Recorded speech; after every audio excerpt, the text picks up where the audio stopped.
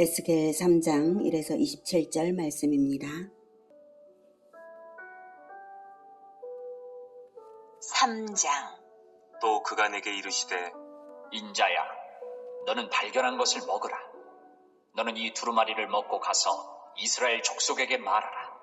하시기로 내가 입을 벌리니 그가 그 두루마리를 내게 먹이시며 내게 이르시되 인자야, 내가 내게 주는 이 두루마리를 내 배에 넣으며 내 창자에 채우라. 하시기에 내가 먹으니 그것이 내 입에서 달기가 꿀 같더라. 그가 또 내게 이르시되 인자야, 이스라엘 족속에게 가서 내 말로 그들에게 고하라. 너를 언어가 다르거나 말이 어려운 백성에게 보내는 것이 아니요 이스라엘 족속에게 보내는 것이라. 너를 언어가 다르거나 말이 어려워 내가 그들의 말을 알아듣지 못할 나라들에게 보내는 것이 아니니라. 내가 너를 그들에게 보냈다면 그들은 정녕 내 말을 들었으리라. 그러나 이스라엘 족속은 이마가 굳고 마음이 굳어 내 말을 듣고자 아니하리니 이는 내 말을 듣고자 아니함이니라. 사랑하는 형제 여러분, 5월 12일 금요일 저녁 목상에 오신 것을 환영합니다. 바벨론의 포로로 살아가고 있는 에스겔을 하나님께서 소명하시는 장면이 1장부터 3장까지 이어지고 있습니다. 1장에서는 네 생물, 즉 그룹들을 영으로서 제한 없이 영으로서 운용하시는 하나님의 모습으로서 역사와 세계를 이끌어 가시는 전능하신 창조주, 심판주, 구원주의 영광을 보여주셨습니다. 2장에서는 패역한 백성 이스라엘에게 하나님의 말씀을 전하라고 명하시고 안팎으로 가득 재앙의 글이 기록된 두루마리를 먹으라 하셨습니다. 이제 본장에서는 에스겔에게 두루마리를 먹이셨고 에스겔이 먹었더니 그것이 내 입에서 3절에 내 입에서 달기가 꿀 같았다고 했습니다. 하나님의 말씀의 맛이 받는 자에게 영적으로 매우 만족감을 주는 것이라는 의미입니다. 이와 관련해서 사도 요한은 요한계시록 10장 10절에 내가 천사의 손에서 작은 두루마리를 갖다 먹어버리니 내 입에는 꿀같이 다나 먹은 후에 내 배에서는 쓰게 되더라 라고 말합니다. 하나님의 말씀이 받는 사람을 크게 기쁘게 하고 만족시키기는 하지만 받아들인 뒤에 그 살펴보는 그 계시의 내용으로 인해서는 큰 근심을 가지게 되는데요. 왜냐하면 죄인들의 운명에 대해서 생각할 때 그 계시가 죄인들에 대한 심판의 계시이기 때문에 그 심판을 당해 죽어갈 사람들을 생각하면 큰 근심을 하지 않을 수가 없는 것이죠. 자, 4절. 그가 또 내게 이르시되 인자야, 이스라엘 족속에게 가서 내 말로 그들에게 고하라. 1절에서 하신 말씀, 1절에서도 발견한 것을 먹으라, 그리고 이스라엘 족속에게 가서 말하라 하셨죠. 반복되고 있는데 2장에서도 이미 말씀하신 것이 2장 7절에 그들은 심히 패역한 자라. 그들이 듣든지 아니 듣든지 너는 내 말로 고할지어다. 이렇게 하셨죠. 이렇게 여러 번 반복되는 것은 매우 중요하기 때문입니다. 자, 전할 대상은 이스라엘이고요. 전할 것은 두루마리에 기록된 하나님의 말씀입니다. 이 두 가지가 매우 엄위하신 명령입니다. 이스라엘이 아닌 허튼 데서 선포할 것이 아니라 반드시 이스라엘 민족에게 전해야 합니다. 그리스도께서 오실 민족이기 때문이고 그리스도의 때까지는 말씀을 맡은 민족이 바로 이스라엘이기 때문입니다. 그래서 이스라엘에게 먼저 전해야 합니다. 예수님께서도 공생의 기간에 이스라엘 민족을 대상으로 자기 사역을 다 하셨고요. 예수님이 이스라엘에게 버림받아서 죽임을 당하고 성전 제사 제도가 철폐된 후에야 드디어 성령을 받은 제자들이 모든 민족으로 복음의 말씀을 전파하도록 그렇게 사명을 받아서 그때부터 이방에 대한 복음이 시작이 된 것이지 그 전에는 이스라엘이었습니다. 자, 그래서 그 이후에야 제한 없이 전파가 되었습니다. 그래서 지금 에스겔 시대에는 이스라엘에게 전하라라고 하십니다. 그 이전 구약 시대에는 이스라엘만이 하나님의 언약 백성이었기 때문에 하나님의 신실성 때문에 결코 이스라엘을 포기하지 않으시고 용광로 같은 바벨론 포로 연단을 주시면서까지 또한 자기 사역자들인 선지자들의 목숨을 잃으면서까지 이스라엘에만 오직 집중하시는 하나님이십니다. 하나님이 신실하신 분이셔서 지금 이렇게까지 하시는 것입니다. 이스라엘이 성경 말씀을 온 세계에 전파해 주어야 할 민족이기 때문입니다. 전할 내용은 기록된 하나님의 말씀입니다. 2장에서 굳이 두루마리를 보여주시는 이유가 기록된 말씀의 중요성을 각인시키기 위해서입니다. 하나님께서 성경으로 기록을 하신 데에는 다 이유가 있습니다. 기록되지 않은 것은 그 진리성을 결코 검증할 수 없기 때문입니다. 구원의 복음, 진리의 말씀을 전할 예수 제자들이 구름대같이 많아야 하는데 그들이 모두 개인적 계시를 각자 다르게 말한다면 그것은 구원의 진리도 되지 못하고 예수 제자도 아닌 것이고 아무것도 아닌 것이죠. 하나님은 구원의 진리를 그렇게 흐지부지하게 일관성 없게 하시지를 않으셨습니다. 하나님께서 1500여 년 역사를 사용하셔서 40여 명의 선지자들을 통해서 기록하신 하나님의 말씀책입니다. 그 말씀을 떠나서 다른 데에서 구원이 있는 것이 아닙니다. 그래서 그 두루마리에 그것을 전하라고 하는 것이죠. 그리고 기록된 성경으로서 구원의 진리는 완전합니다. 성경은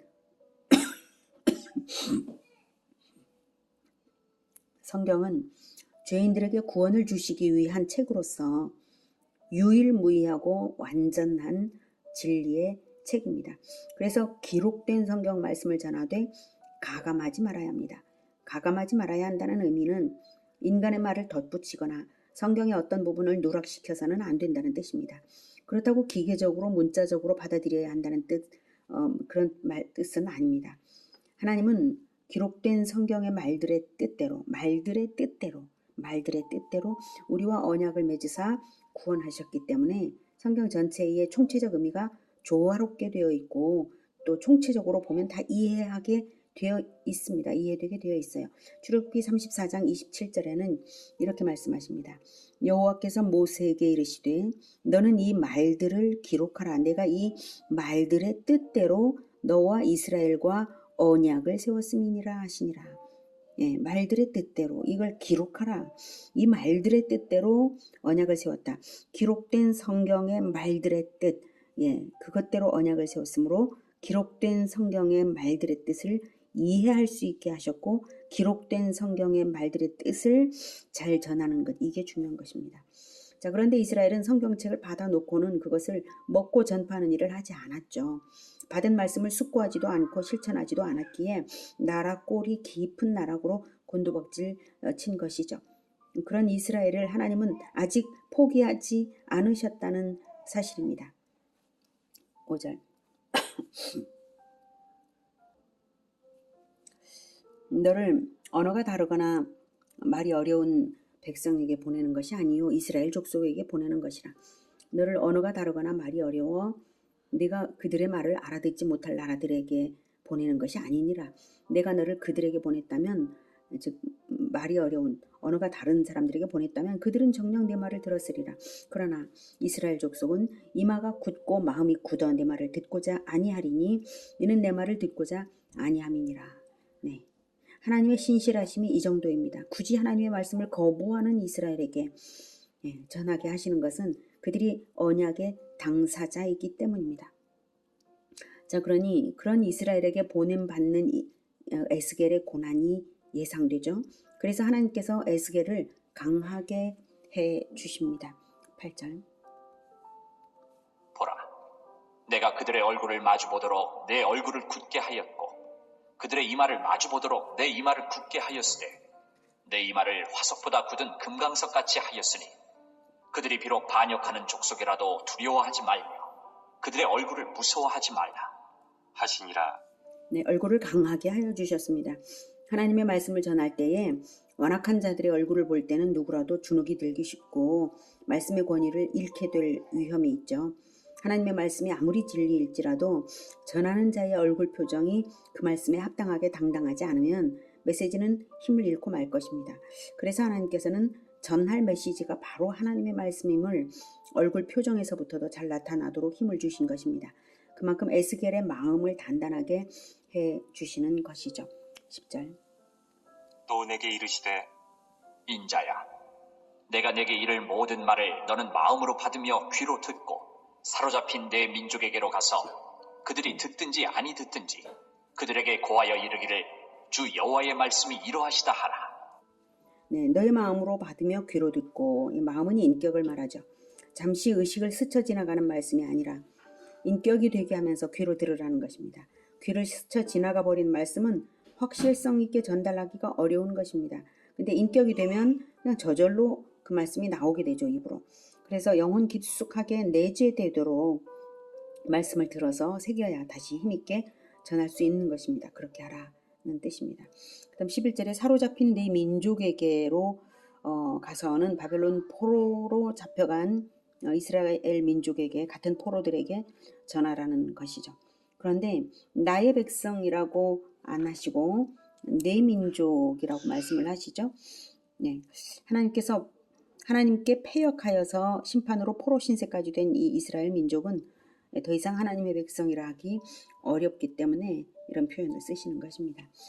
듣든지 아니 듣든지 그들에게 고하라. 다시 반복되고 있어요.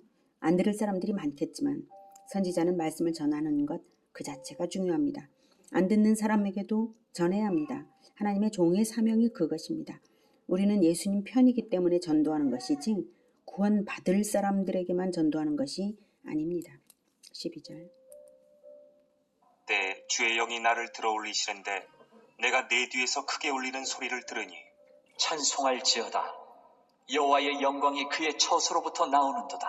하니 이른 생물들의 날개가 서로 부딪히는 소리와 생물 곁에 바퀴 소리라 크게 울리는 소리더라. 주의 영이 나를 들어올려 데리고 가시는데 내가 근심하고 분한 마음으로 가니 여호와의 권능이 힘있게 나를 감동시키시더라.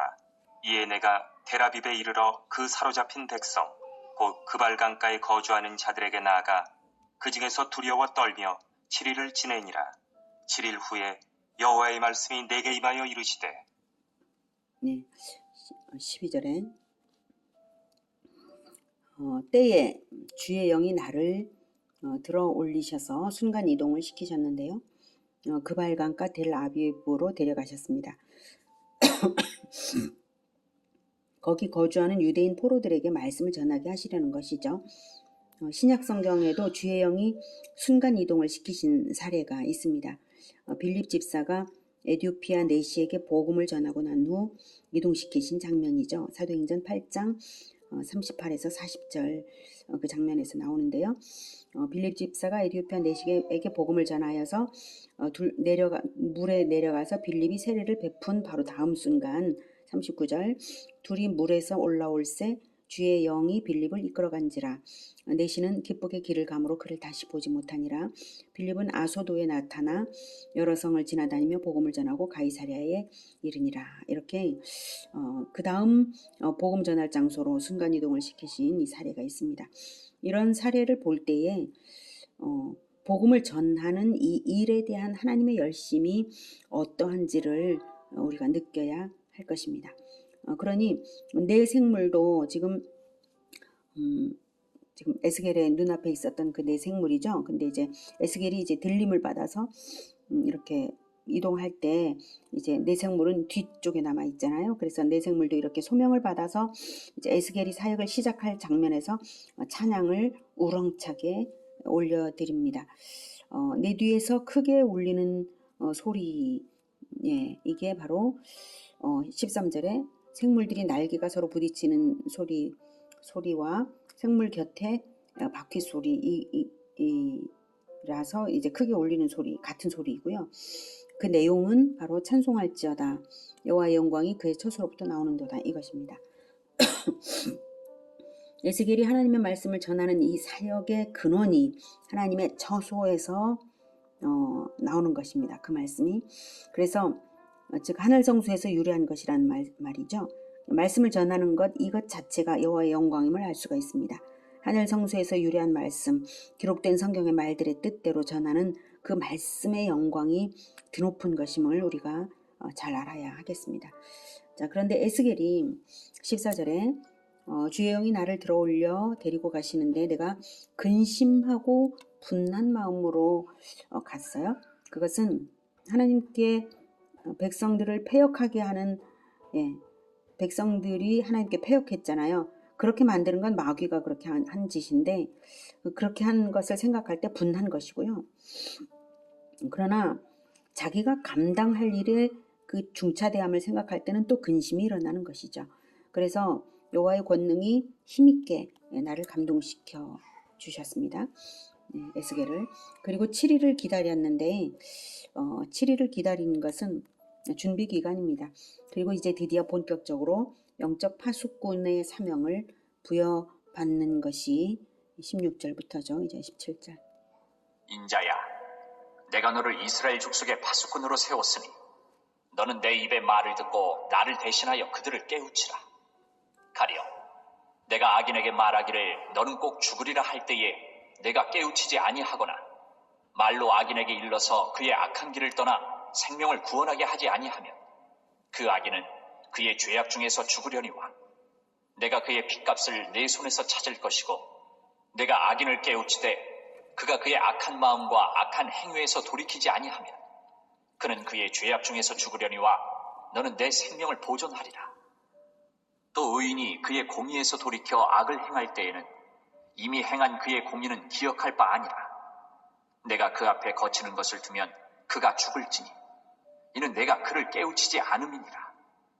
그는 그의 죄 중에서 죽으려니와 그의 핏값은 내가 내 손에서 찾으리라. 그러나 내가 그 의인을 깨우쳐 범죄하지 아니하게 하므로 그가 범죄하지 아니하면 정령 살리니 이는 깨우침을 받음이며 너도 내 영혼을 보존하리라. 하나님께서 두 부류의 사람들에 대하여 말씀을 전하게 하시는데요. 각각의 대상에 대하여 에스겔이 어떻게 하는가에 따라 에스겔이 핏값을 치르거나 또는 자기 영혼을 보존받거나 하게 될 것을 고지하십니다. 두 부류는 악인과 의인인데요. 결과적으로 악인은 말씀을 들어도 변화되지 않을 사람들이고요. 의인은 말씀을 들으면 변화될 수 있는 사람들입니다. 악인들에게 에스겔이 말씀을 전함으로써 깨우치기를 바라고 정성껏 말씀을 전했을 때 결과적으로 그가 악인이기 때문에 마음과 행실을 바꾸지 않는다면 책임은 악인 자신에게 있죠. 에스겔은 전했으니까요. 그래서 전한 에스겔에게는 책임이 없습니다. 그러나 그가 악인이기 때문에 말씀을 전해봐야 소용없을 거라고 에스겔이 자의적으로 판단한다든지 해서 전하지 않을 수도 있겠죠. 어쨌든 어떤 이유로든 전하지 않으면 그 악인의 피해 값은 에스겔이 져야 한다는 것입니다. 하나님께서 그에게 전하라고 하셨으므로 전해야 할 책임이 분명히 에스겔에게 있기 때문입니다. 의인에 대해서도 마찬가지입니다. 여기서 의인이란 의미는 죄가 없다는 의미가 아닙니다. 말씀을 들었을 때에 회개하는 사람을 말합니다. 20절에 또 의인이 그의 공의에서 돌이켜 악을 행할 때에는 이미 행한 그의 공의는 기억할 바 아니라라고 하십니다. 과거에 의인이었다고 해서 그것에 의지해서 구원받을 인간은 아무도 없습니다. 하나님 앞에서 말씀에 늘 순복하는 삶을 유지하는 것, 그러면서 회개하면서 가난한 심령으로 말씀에 순복하는 삶을 유지하는 것, 이것만이 생명의 길이지 의인이었다고 해서 악을 다시 어느 순간 행해버린다면 그 사람은 악인이죠. 네, 중요한 건 회개하는 것이 중요한 겁니다. 자, 그런데 의인들이기 때문에 이미 스스로 알고 있으니 굳이 전할 필요는 없어. 이렇게 에스겔이 생각을 할 수도 있겠죠. 그래서 전하지를 않으면 결국 의인이라는 그들은 착각으로 살다가 멸망당할 수도 있고요. 그 경우 책임은 에스겔에게 있다는 것입니다. 전하지 않았으니까요. 왜 에스겔에게 책임을 지우는가 하면 파수꾼 사명이기 때문입니다. 17절에 인자야, 내가 너를 이스라엘 족속의 파수꾼으로 세웠으니 너는 내 입의 말을 듣고 나를 대신하여 그들을 깨우치라, 이렇게 명하셨잖아요. 파수꾼이란 적군이 쳐들어오는 기밀을 발견하고 반드시 그것을 나팔을 불어 알려줌으로써 방비하게 하는 역할이거든요. 알려주는 것, 나팔을 불어 알려주는 것, 이것이 파수꾼의 역할인데 적군이 쳐들어오는 건 알았는데 나팔은 불지 않는다. 그럼 성이 함락되면 누구 책임입니까? 그 파수꾼 책임이죠. 나팔을 불어 알리지 않음으로써 벌어진 결과 파수꾼의 책임인 것이 분명합니다. 자, 이제 에스겔이 파수꾼의 책임을 잘 하려면 하나님과의 교제를 이제는 밀접하게 해야 하므로 한 번 더 영광을 보여주시고 말을 해야 할 것과 말을 하지 말아야 할 것에 대한 가르침을 주십니다. 22절부터. 여호와께서 권능으로 거기서 내게 임하시고 또 내게 이르시되 일어나 들로 나아가라. 내가 거기서 너와 말하리라 하시기로 내가 일어나 들로 나아가니 여호와의 영광이 거기에 머물렀는데 내가 전에 그발 강가에서 보던 영광과 같은지라. 내가 곧 엎드리니 주의 영이 내게 임하사 나를 일으켜 내 발로 세우시고 내게 말씀하여 이르시되 너는 가서 내 집에 들어가 문을 닫으라. 너는 가서 내 집에 들어가 문을 닫으라. 이 말씀은 오직 하나님과의 교제 외에 쓸데없이 인간적 교제에 휩쓸리는 일을 차단하기 위한 것으로 봅니다. 그래서 오직 하나님의 명령 그것에 민감하게 반응하고 즉각적으로 신속하게 반응하게 하기 위해서 그 그발강가에서 봤던 그 그룹들 그 내생물의 그 모습을 다시 보여주시는 것이죠. 내생물들이 하나님의 영의 명령에 따라서 아주 신속하게 번개같이 움직이고 일사불란하게 움직였잖아요. 그러니까 그런 모습을 보여주고 난 다음에 너는 내 집에 들어가 문을 닫으라 하셨어요. 그러니까 쓸데없는 다른 인간들의 지시를 받지 않도록 하기 위한 것으로 봅니다. 자, 그다음 25절. 너 인자야, 보라. 무리가 내 위에 줄을 놓아 너를 동요매리니 내가 그들 가운데서 나오지 못할 것이라. 내가 내 혀를 내 입천장에 붙게 하여 내가 말 못하는 자가 되어 그들을 꾸짖는 자가 되지 못하게 하리니 그들은 패역한 족속임이니라. 그러나 내가 너와 말할 때에 내 입을 열리니 너는 그들에게 이르기를 주 여호와의 말씀이 이러하시다 하라. 들을 자는 들을 것이요 듣기 싫은 자는 듣지 아니하리니 그들은 반역하는 족속임이니라. 에스겔이 장차 박해를 당하여서 속박을 당할지라도 그들을 꾸짖는 자가 되지 못하게 하시고 다만 주 여호와의 말씀이 이러하시다 하며 오직 하나님의 말씀만을 전하도록 허락하셨습니다. 패역한 자들에게 대항도 하지 말고 패역할수록 오직 하나님의 말씀만을 전하라는 것입니다. 들을 사람도 있고 듣지 않을 사람도 있지만 무조건 전하는 것, 그것만이 에스겔의 사명입니다. 개인의 원통함으로 꾸짖어서도 안 되고 오직 하나님의 말씀만을 전하는 것, 이것만을 하도록 에스겔이 사명을 받았습니다. 오늘은 에스겔이 받은 사명을 통해서 배웠습니다. 우리에게도 동일한 사명이 있습니다. 모든 민족에게 복음을 전하라고 하셨습니다. 사람에 대한 판단을 섣불리 하지 말고 들을지 말지를 판단하지도 말고 어떤 상황에서든 개인적인 탄원도 하지를 말고 오직 하나님의 말씀을 전하는 것입니다. 하나님의 말씀으로 충만하여서 하나님의 말씀을 날마다 전하는 우리 모두가 되기를 기원합니다. 기도하겠습니다. 하나님, 먼저 우리에게 말씀이 있어야 하겠습니다. 에스겔이 받아먹어서 꿀같이 달았던 그 말씀, 우리에게도 날마다 풍성하게 주시옵소서. 그리고 허튼 세상의 메시지를 받아서 수행하는 자가 되지 말고 오직 하나님의 명령, 하나님의 말씀, 그것을 부지런히 전하는 우리들이 될 수 있도록 주님 도와주시옵소서. 모든 사람은 구원을 받아야 합니다. 의인처럼 보여도 멸망당할 자가 있다면, 멸망당할 자라면 말씀을 들어야 하고, 악인일지라도 우리는 말씀을 전해야 할 사명을 받은 줄을 깨닫게 하셨으니 하나님, 사람에 대한 판단을 하지 말고 하나님의 말씀을 전하는 우리 모두가 되게 주님 도와주시옵소서. 예수 그리스도 이름으로 기도드립니다. 아멘. 이어지는 시간은 개인 기도 시간입니다.